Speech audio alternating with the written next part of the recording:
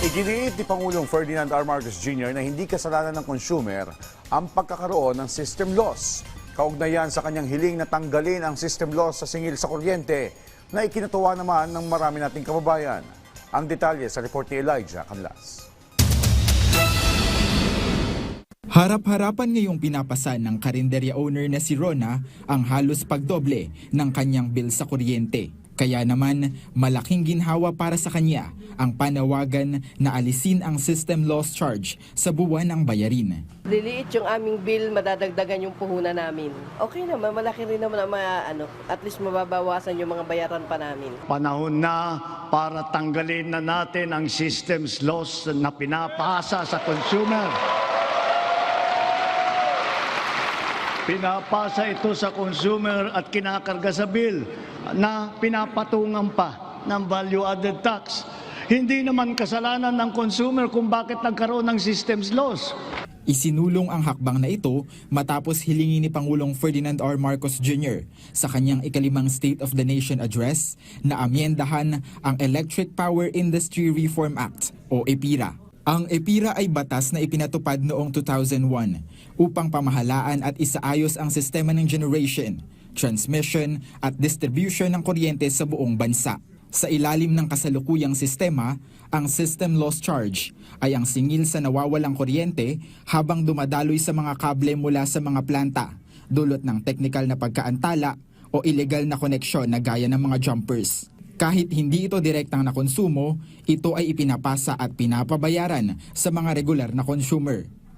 Sa kasalukuyan, ang system loss charge ay bumubuo ng humigit kumulang 5% ng kabuoang Meralco bill, habang ang ERC ay nagtatakda ng hanggang 8.5% maximum recoverable system loss para sa mga pribadong distribution utilities tulad ng Meralco. Upang wakasan ang patakarang ito, agad namang tumugon ang Department of Energy para pag-aralan ang tamang mekanismo sa pagpapatupad ng nasabing reforma. It may result to about 5 to 10% kasi meron po tayo mga distribution utilities ng kanilang system losses can go as high as 16%.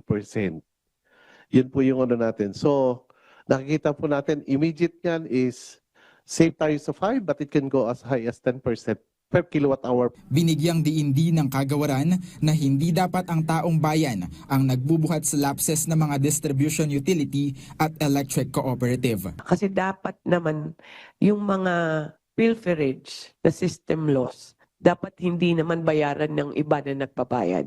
So this is in line with the call of the President to lower the cost of electricity.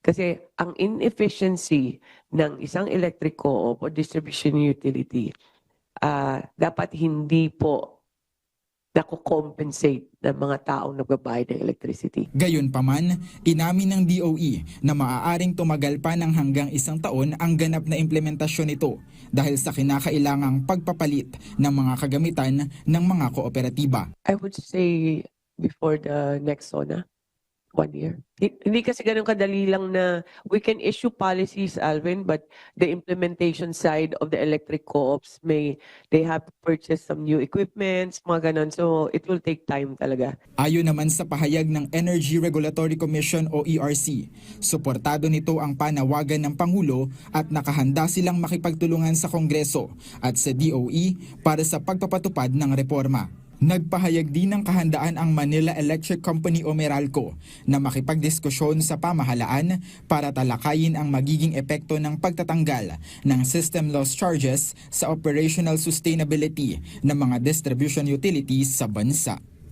Elijah Canlas para sa Bayan.